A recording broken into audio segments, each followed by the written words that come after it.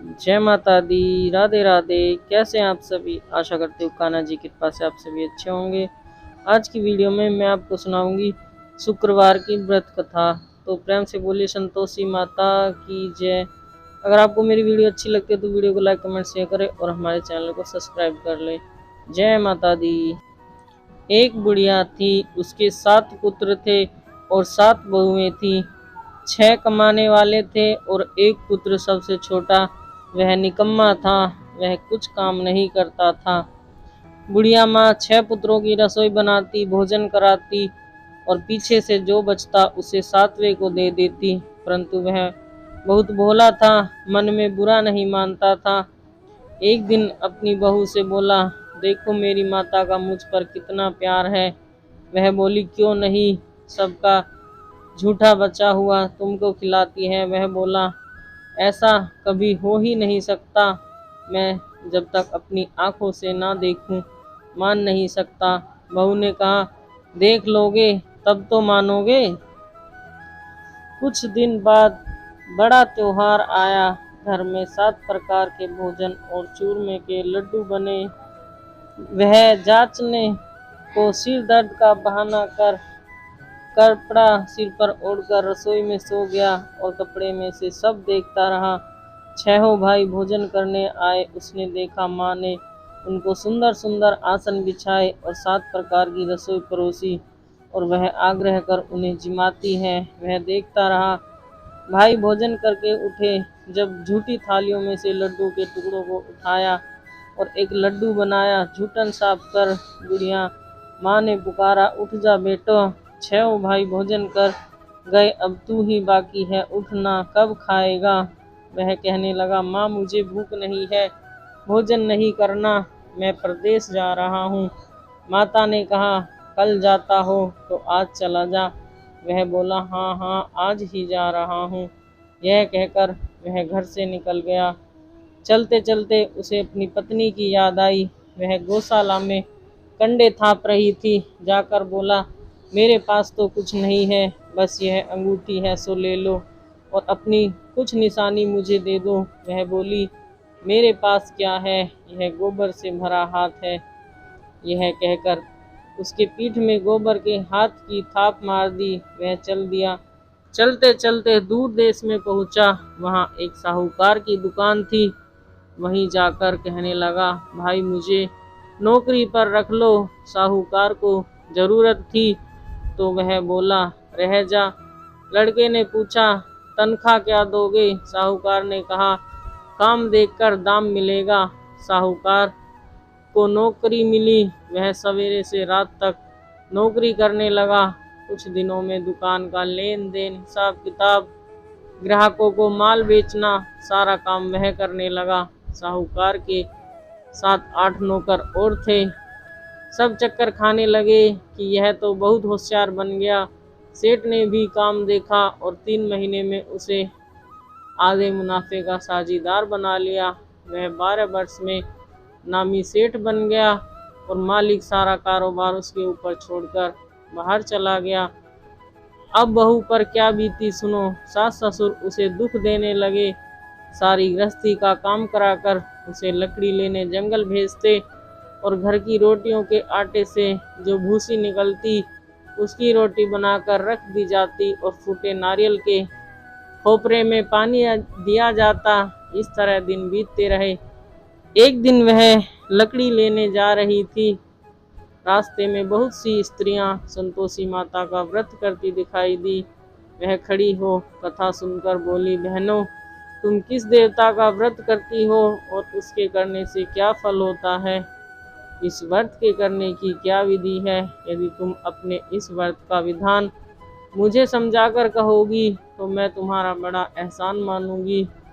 उनमें से एक स्त्री बोली, सुनो, संतोषी माता का व्रत है, इसको करने से निर्धनता दरिद्रता का नाश होता है, लक्ष्मी आती है, मन की चिंताएं दूर होती हैं, घर में सुख होने से मन को प्रसन्नता और शांति मिलती है, निपुत्र को पुत्र मिलता है, पति बाहर गया हो तो जल्दी आ जाता है, कुंवारी कन्या को मनपसंद वर मिलता है, राजद्वार में बहुत दिनों से मुकदमा चलता हो तो खत्म हो जाता है। सब तरह सुख शांति होती है, घर में धन जमा होता है, जायदाद पैसे का लाभ होता है, रोग दूर होता है तथा मन में जो कामना हो वह पूरी हो जाती है, इसमें कोई संदेह नहीं है। वह पूछने लगी, यह व्रत कैसे किया जाता है, यह भी तो बताओ, आपकी बड़ी कृपा होगी। स्त्री कहने लगी, 1.25 आने का गुड़ चना लेना, इच्छा हो तो 5.25 आने का लेना, या 1.25 रुपये का भी अपनी सहूलियत के अनुसार लेना, बिना परेशानी, श्रद्धा और प्रेम से जितना बन सके, 1.25 पैसे से 5 आने का या उससे ज़्यादा शक्ति और भक्ति के अनुसार लेना। हर शुक्रवार को निराहार रहकर कथा कहना, कथा के बीच में क्रम टूटे नहीं, लगातार नियम का पालन करना। सुनने वाला कोई न मिले तो घी का दीपक जलाकर उसके आगे जल के पात्र को रख कथा कहना, परंतु कथा कहने का नियम न टूटे जब तक कार्य सिद्ध न हो। नियम का पालन करना और कार्य सिद्ध हो जाने पर व्रत का उद्यापन करना। 3 माह में माता फल पूरा करती है। यदि किसी के खोटे ग्रह भी हो तो भी माता 3 वर्ष में कार्य को अवश्य सिद्ध कर देती है। कार्य होने पर ही उद्यापन करना चाहिए, बीच में नहीं करना चाहिए। उद्यापन में 2.5 सेर आटे का खाजा तथा इसी अनुपात में खीर तथा चने का साग करना। 8 लड़कों को भोजन कराना, जहाँ तक मिले देवर जेठ भाई बंधु के लड़के लेना, न मिले तो रिश्तेदार और पड़ोसियों के लड़के बुलाना और उन्हें भोजन कराना। यथाशक्ति दान दक्षिणा देना। माता का नियम पूरा करना। उस दिन घर में कोई खटाई न खाए।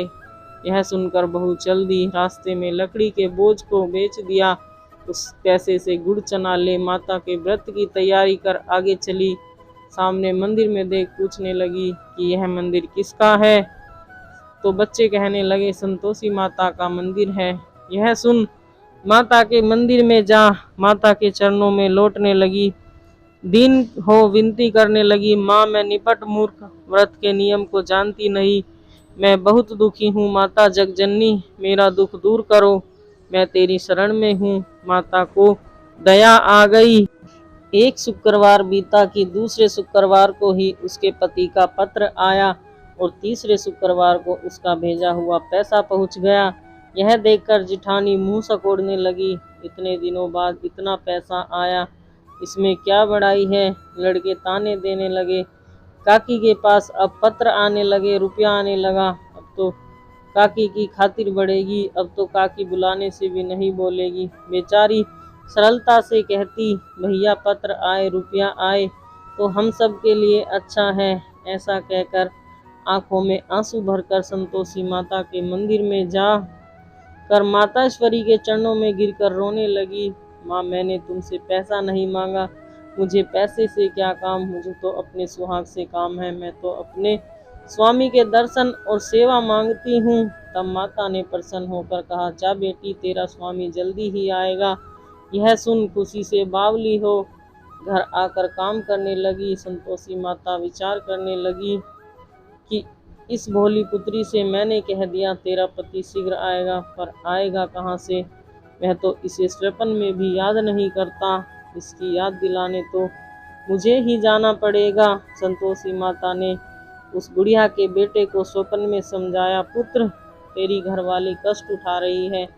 वह बोला, हाँ माता यह तो मुझे भी मालूम है, परंतु क्या करूं, वहाँ कैसे जाऊं, प्रदेश की बात है, लेन देन का सारा हिसाब है, आप ही कोई जाने का रास्ता बताओ, मुझे तो कोई रास्ता नजर नहीं आता, आप ही कोई राह दिखाओ कि वहाँ कैसे जाऊं। माँ कहने लगी, सवेरे नहा धोकर संतोषी माता का नाम ले, घी का दीपक जला और दंडवत प्रणाम कर दुकान पर जा बैठना। देखते देखते तेरा लेन देन चुक जाएगा, जमा माल बिक जाएगा, सांझ होते होते धन का ढेर लग जाएगा।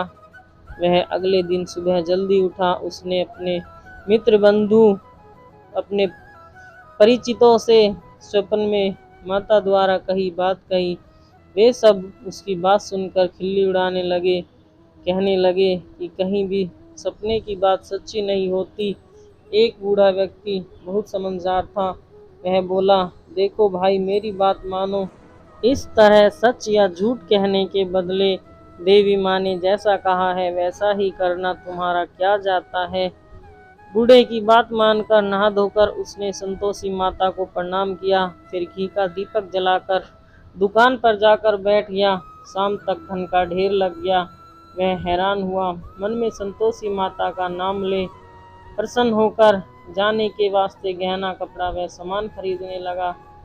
सब काम से निपट अपने घर को रवाना हुआ। उधर उसकी पत्नी जंगल में लकड़ी लेने गई। लौटते वक्त थक जाने के कारण संतोषी माता के मंदिर पर विश्राम करने बैठ गई। यह तो उसका रोज रुकने का स्थान था। धूल उड़ती देख उसने माता से पूछा, हे माता, यह धूल कैसी उड़ रही है। माँ ने कहा, हे पुत्री, तेरा पति आ रहा है। अब तू ऐसा करल कड़ियों के 3 बोझ बना, एक नदी के किनारे रख, दूसरा मेरे मंदिर पर और तीसरा अपने सिर पर रख। तेरे पति को लकड़ी का गट्टा देखकर मोह पैदा होगा, वह वहां रुकेगा, नाश्ता पानी बनाकर खाकर माँ से मिलने जाएगा। तू लकड़ी का बोझ उठाकर जाना और बीच चौक में गट्ठा डालकर 3 आवाजें जोर से लगाना, लो सासू जी लकड़ियों का गट्ठा लो, भूसे की रोटी दो, नारियल के खोपरे में पानी दो, आज कौन मेहमान आया है। संतोषी माँ की बात सुनकर वह माँ से बहुत अच्छा कहकर प्रसन्न मन से लकड़ियों के 3 गट्टे बना लाई। एक नदी के तट पर, दूसरा माता के मंदिर पर रखा। इतने में ही मुसाफिर वहां पहुंचा। सूखी लकड़ी देख उसकी इच्छा हुई कि अब यहीं विश्राम करे और भोजन बना खा पी कर गाँव चले। इस प्रकार भोजन कर विश्राम कर वह अपने गांव में आया। उस समय बहू सिर पर लकड़ी का गट्ठा लिए आई। उसने गट्ठा आंगन में डाला और जोर से 3 आवाजें दी, लो सासू जी लकड़ी का गट्ठा लो, भूसे की रोटी दो, नारियल के खोपरे में पानी दो, आज कौन मेहमान आया है। यह सुनकर सास ने अपनी बहू के दिए हुए कष्टों को भुलाने हेतु कहा, बहू तू ऐसा क्यों कहती है, तेरा मालिक ही तो आया है, बैठ, मीठा भात खाकर कपड़े गहने पहन। पत्नी की आवाज़ सुनकर उसका स्वामी बाहर आया। उसके हाथ में अपनी अंगूठी देख व्याकुल हो गया। उसने माँ से पूछा, माँ यह कौन है। माँ बोली, बेटा यह तेरी पत्नी है। आज 12 वर्ष हो गए जब से तू गया है, तब से सारे गांव में जानवर की तरह भटकती फिरती है, काम काज कुछ करती नहीं, 4 समय आकर खा जाती है। अब तुझे देखकर भूसे की रोटी और नारियल के खोपरे में पानी मांगती है। वह बोला, ठीक है माँ, मैंने इसे भी देखा है और तुम्हें भी। अब मुझे दूसरे घर की चाबी दो, मैं उसमें रहूँगा। ठीक है बेटा, जैसी तेरी मर्जी, कहकर माँ ने ताली का गुच्छा बेटे के सामने रख दिया। उसने घर को खोलकर सारा सामान जमाया। एक ही दिन में वहाँ राजा की महल जैसा ठाट बाट बन गया। अब क्या था, वह सुख भोगने लगी। अगला शुक्रवार आया तो उसने पति से कहा, मुझे संतोषी माता का उद्यापन करना है। पति बोला, बहुत अच्छा, खुशी से कर ले। वह उद्यापन की तैयारी करने लगी। जेठ के लड़के को भोजन के लिए कहने गई। उन्होंने मंजूर किया, परंतु पीछे से जेठानी ने अपने बच्चों को सिखाया, देखो रे, भोजन के समय सब लोग खटाई मांगना, जिससे उसका उद्यापन पूरा न हो। लड़के भोजन करने आए, खीर पेट भरकर खाई, परंतु अपनी माँ की बात याद आते ही कहने लगे, हमें खटाई खाने को दो, खीर हमें नहीं भाती। यह देखकर अरुचि होती है। लड़के उठ खड़े हुए, बोले, पैसे लाओ। भोली बहू नहीं जानती थी, उसने उन्हें पैसे दिए। लड़कों ने बाजार जाकर उन पैसे से इमली खरीदी और खाई। यह देखकर बहू पर माता जी ने कोप किया। राजा के दूत उसके पति को पकड़कर ले गए। जेठ जेठानी मनमाने खोटे वचन कहने लगे। लूट लूट कर धन इकट्ठा कर लाया था, सो राजा के दूत उसे पकड़ कर ले गए। अब सब मालूम हो जाएगा जब जेल की रोटी खाएगा। बहू से यह वचन सहन नहीं हुए। वह संतोषी माता के मंदिर में गई और कहने लगी, माता तुमने यह क्या किया, हंसाकर क्यों रुलाने लगी। माता बोली, पुत्री तूने मेरा व्रत भंग किया, इतनी जल्दी सब बातें भुला दी। वह बोली, माता भूली तो नहीं हूँ, न कुछ अपराध किया है, मुझे तो लड़कों ने भूल में डाल दिया, मुझे क्षमा करो। माँ बोली, ऐसी भूल भी कहीं होती है, वह बोली, माँ अब भूल नहीं होगी, अब बताओ मेरे पति कैसे आएंगे। माँ बोली, पुत्री जा, तेरे पति तुझे रास्ते में ही मिलेंगे। वह मंदिर से निकलकर बाहर आई। रास्ते में उसे अपना पति आता हुआ मिला। उसने पूछा, कहाँ गए थे? वह बोला, इतना धन जो कमा कर लाया था, राजा ने कर मांगा था, वह भरने गया था। वह प्रसन्न होकर बोली, भला हुआ, अब घर चलो। फिर अगला शुक्रवार आया। वह बोली, मुझे माता का उद्यापन करना है। पति ने कहा, ठीक है, करो। वह फिर जेठ के लड़कों से भोजन को कहने गई। जेठानी ने सिखा दिया कि तुम पहले की तरह खटाई मांगना। लड़के भोजन करने बैठे, परंतु भोजन करने से पहले ही कहने लगे, हमें खीर पूरी नहीं भाती है, जी बिगड़ता है, कुछ खटाई खाने को दो। बहू बोली, खटाई खाने को नहीं मिलेगी, खाना है तो खाओ, ना तो अपने घर जाओ। उनके चले जाने पर उसने ब्राह्मण के लड़कों को बुलाकर भोजन करवाया। दक्षिणा की जगह उन्हें एक एक फल दिया। इससे संतोषी माता प्रसन्न हो गई। माता की कृपा से उसे चंद्रमा के समान एक सुंदर पुत्र प्राप्त हुआ। वह अपने पुत्र को लेकर प्रतिदिन संतोषी माता के मंदिर में जाने लगी। माँ ने सोचा, यह तो रोज आती है, आज क्यों ना मैं इसके घर चलूं, इसका आसरा देखूं तो सही। यह विचार कर माता ने भयानक रूप बनाया। गुड़ और चने से सना मुख, ऊपर से झुंड के समान होठ, उन पर मक्खियां भिनभिना रही थी। दहलीज में पैर रखते ही उसकी सास चिल्लाई, देखो रे, कोई चुड़ैल डाकनी चली आ रही है, लड़को इसे भगाओ, नहीं तो सबको खा जाएगी। बहू रोशनदान से देख रही थी। वह प्रसन्न हो उठी, आज तो मेरी माता मेरे घर आई है। यह कहकर दूध पीते बच्चे को गोद से उतार दिया। इस पर उसकी सास क्रोध से बोली, अरे, इसे देखकर कैसी उतावली हुई है, जो बच्चे को भी पटक दिया। इतने में माँ के प्रताप से जहाँ देखो वहाँ लड़के ही लड़के नजर आने लगी। बहू बोली, माँ जी, मैं जिनका व्रत करती हूँ, यह वही संतोषी माता है। इतना कह उसने झट से घर के सारे किवाड़ खोल दिए। सबने माता के चरण पकड़ लिए और विनती कर कहने लगे, हे माता, हम मूर्ख अज्ञानी हैं, तुम्हारे व्रत की विधि हम नहीं जानते, तुम्हारा व्रत भंग कर हमने बहुत बड़ा अपराध किया है। हे माता, हमारे अपराधों को क्षमा करो। इस प्रकार बार बार कहने पर संतोषी माता प्रसन्न हुई। इसके बाद उसकी सास कहने लगी, हे संतोषी माता, आपने बहू को जैसा फल दिया वैसा हम सबको देना। यह कथा सुनने पढ़ने वाले को देना और सबकी मनोरथ पूरी करना। संतोषी माता की कथा संपन्न हुई। बोलो संतोषी माता की जय। हे संतोषी माता, जैसे आपने बुढ़िया के लड़के और बहू पर कृपा करी, वैसे हम सब पर भी करना। कहानी कहते सुनते हुंकारा भरते अपने सब भक्तों पर अपनी कृपा दृष्टि बनाए रखना। माँ सबकी मनोरथ पूर्ण करना। बोलो संतोषी माता की जय। जय माता दी। आशा करती हूँ आज की कहानी आपको पसंद आई होगी। अगर आपको मेरी वीडियो अच्छी लगती है, वीडियो को लाइक कमेंट शेयर करें और हमारे चैनल को सब्सक्राइब करें और कमेंट में जय माता दी लिखना ना भूलें। और प्लीज़ हमें सपोर्ट करें, हमें आपकी सपोर्ट की बहुत ज़रूरत है। राधे राधे, धन्यवाद। Thank you for watching my video. जय माता दी। तो मिलते हैं एक और नई वीडियो के साथ, तब तक के लिए राधे राधे, जय श्री कृष्णा।